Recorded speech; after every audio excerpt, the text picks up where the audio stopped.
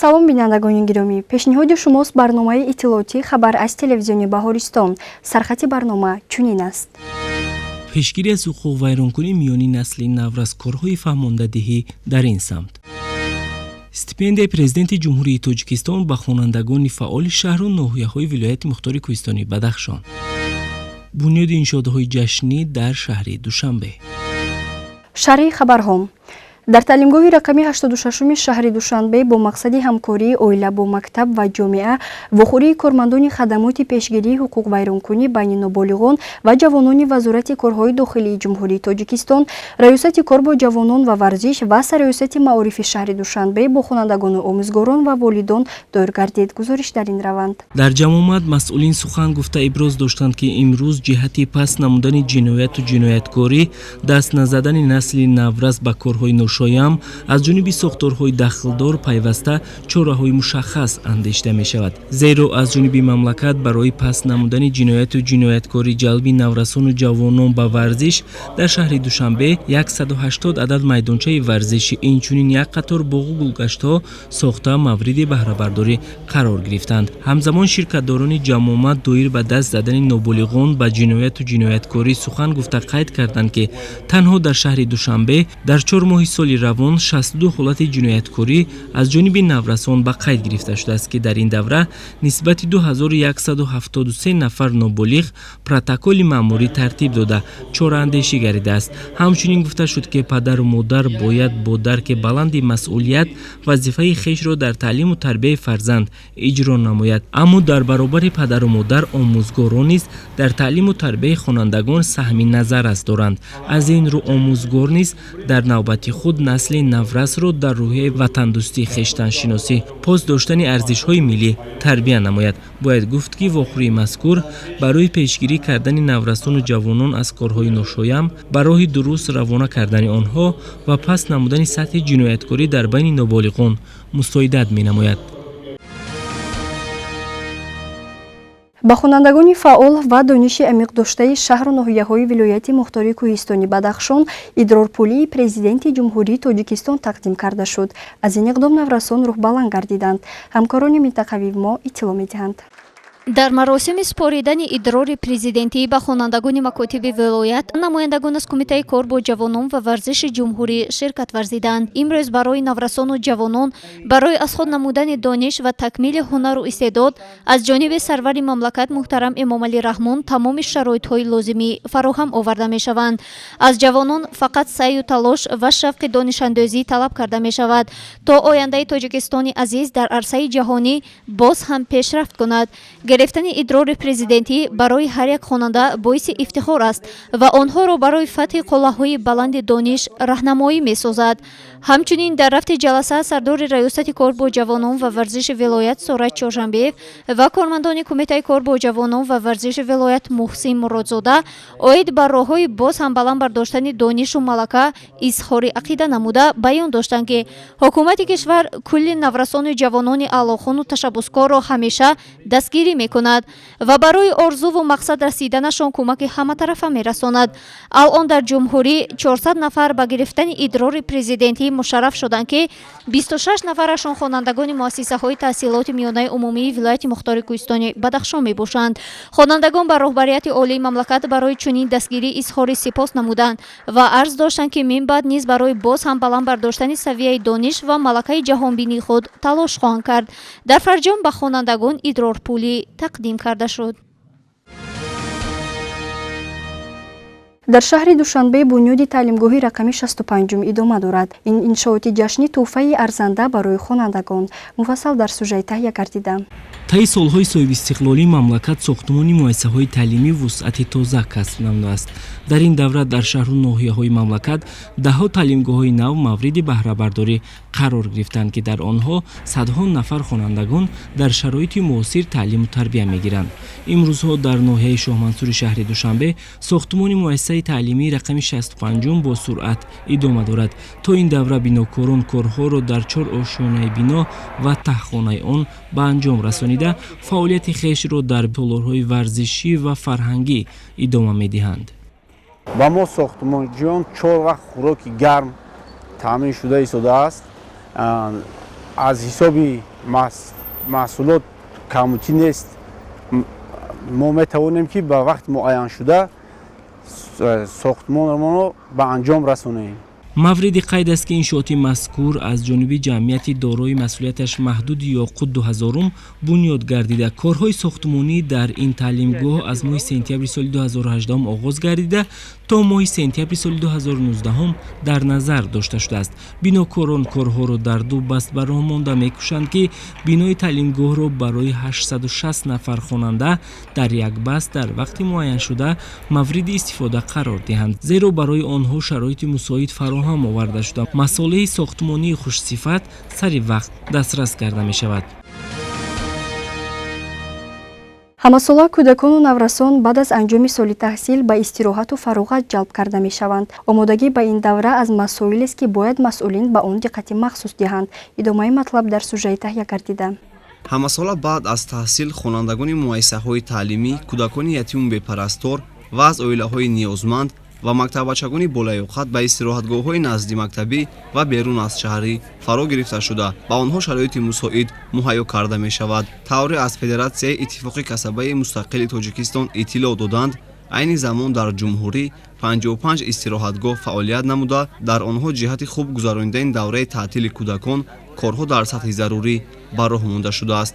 инчунин гуфта шуд ки барои аз назар гузаронидан ва бо шароити истироҳатгоҳҳо шинос шудан дар назди федератсия аз ҳисоби кормандони вазорату идораҳои дахлдор ситоди амалкунанда роҳандозӣ карда шудааст ки онҳо ба маконҳои истироҳатӣ рафта бо масъулини он ҷиҳати камбудиҳои ҷойдошта суҳбату вохӯриҳо гузаронида истоданд. айни замон корҳои омодагӣ ба ташкили таътили тобистони кӯдакону наврасон оғоз карда шудааст. аз ҳама муосиртар ин дар вилояти суғд лагери шоҳин уқобча мисол оварда метавонем. дар минтақаи варзоб ин лагери файзи истиқлол аст ки ба кумитаи иттифоқи касабаи маориф ва илми ҷумҳурии Тоҷикистон мансуб буда дар он ҷо ба таври муосир ва замонавӣ корҳои сохтмонӣ идома доранд. иншоотҳои иловагӣ ва ёрирасон аллакай сохта ба истифода дода шуда ҳастанд. дар минтақаи варзоб лагери барқчиён низ фаъолияти хуб дорад. айни замон аз рӯи маълумотое ки гурӯҳи таҳлилӣ манзур кард унвони раиси федератсия маълум мегардад ки дар иншоотҳои мазкур корҳои сохтмонӣ ва омодагӣ ба таътили тобистона идома дорад. дар якчанд истироҳатгоҳҳо низ дар дараи сайёҳии ромид низ вуҷуд доранд. дар минтақаи хатлон ва бадахшон низ фарогирӣ ба таътили тобистонии кӯдакону наврасон тавассути Иттифоқи касабаи Тоҷикистон амалӣ карда мешавад. ҳамзамон иттилоъ дода шуд ки имсол тибқи нақша бояд кӯдакони шахсони муҳоҷир низ ба истироҳат фаро гирифта шаванд, зеро асосгузори сулҳу ваҳдати миллӣ, пешвои миллат, президенти ҷумҳурии Тоҷикистон муҳтарам Эмомалӣ Раҳмон дар вохӯрии навбатиашон бо муҳоҷирони меҳнатӣ ба ин масъала таваҷҷӯҳи махсус зоҳир намуданд.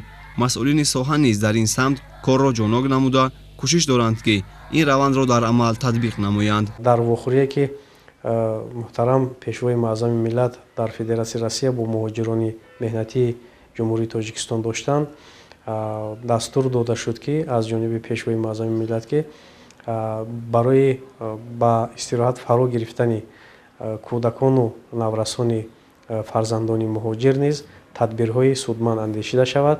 яъне ки ин иқдом бевосита аз хоҳишу талаби муҳоҷирони меҳнатии мо бармеояд ва умедворем ки дар соли таътили тобистонаи 2019 аз ин табақаи ниёзмандон низ мо метавонем кӯдакони онҳоро ба солимгардонӣ фаро гирем то дар ба ҳангоми сукунат доштан дар ҷумҳурии Тоҷикистон, яъне ки сафар кардан ба ҷумҳурии Тоҷикистон таътили тобистонаи худро хубу дилнишин гузаронанд. инчунин дар шаҳри Душанбе барои истироҳату солимгардонии кӯдакон шароити мусоид фароҳам оварда шуда, дар назди 4 ноҳияи пойтахт истироҳатгоҳҳо амал мекунанд ки дар он хонандагон ба муҳлати 11 рӯз дар 4 баст ба истироҳат ҷалб мегарданд. ҳамзамон дар назди муассисаҳои таълимии пойтахт майдончаҳои солимгардонӣ амал менамояд. در نزد 36 مؤسسه تعلیمی میدانچه‌های سالمگردانه نیز به نقشه گرفته شده است که این هم به واسطه برای پیشرفت برای پیشبرد بازم استراحتی خوب خوانندگان و تربیت کنندگان می باشد و همزمان در زمینه آن علاوه کردن ممکن است که 3792 نفر خوانندگان علاقه طبق نقشه تقسیم بندی ناحیه‌ها در استراحتگاه بیرون شهری از جمله استراحتگاه بیرون شهری گلخان ناحیه سینو، آرزوی ناحیه فردوسی، شراره ناحیه اسماعیل سامانی و همزمان زمچرودی ناحیه شاه منصور در نظر داشته شده. مورد ذکر است که در این زمینه برای اشتراکچیان المپیادهای داخل و خارج کشور نیز برای استراحت 10 روز پیش بینی گردیده است که در این دوره خوانندگان بالیاقت و صاحب استعداد می توانند به استراحت و سالمگردانی مشغول شوند. این سال برای یک خواننده در یک روز 25 سامانه پیش بینی گردیده شده است که این و سطح شرایط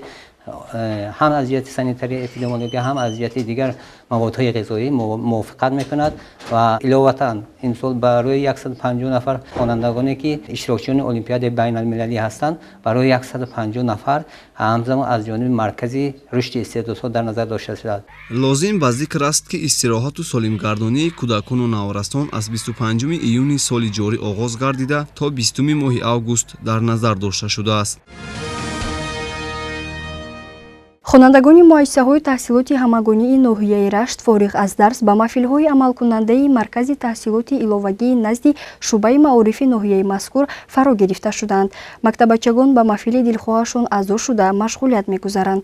ҳамзамон аксари маҳфилҳои ин муассиса дар назди таълимгоҳҳо ба роҳ монда шудааст. идомаи матлаб дар сюжаи таҳия гардида. дар ноҳияи Рашт низ маркази таҳсилоти иловагӣ амал карда он хонандагонро барои касбомӯзӣ ва аз худ намудани фанҳои мухталиф ҷалб менамояд. мавриди қайд аст ки аксари маҳфилҳои маркази мазкур дар назди таълимгоҳҳои ҳудуди ноҳия амал карда хонандагонро ба машғулиятҳои мухталиф фаро гирифтаанд.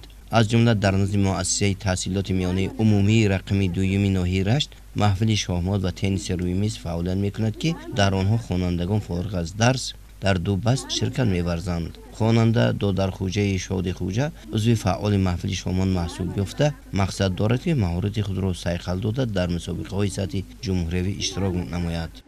муддати 4 сол аст ки ман аъзои маҳфили шоҳмот гардидам ва ба маркази ноҳия рафта дар он ҷо ҷои дуюмро ишғол кардам ва ман ба шаҳри душанбе рафта ва мақсад дорам ки ҷои намоёнро ишғол намоям.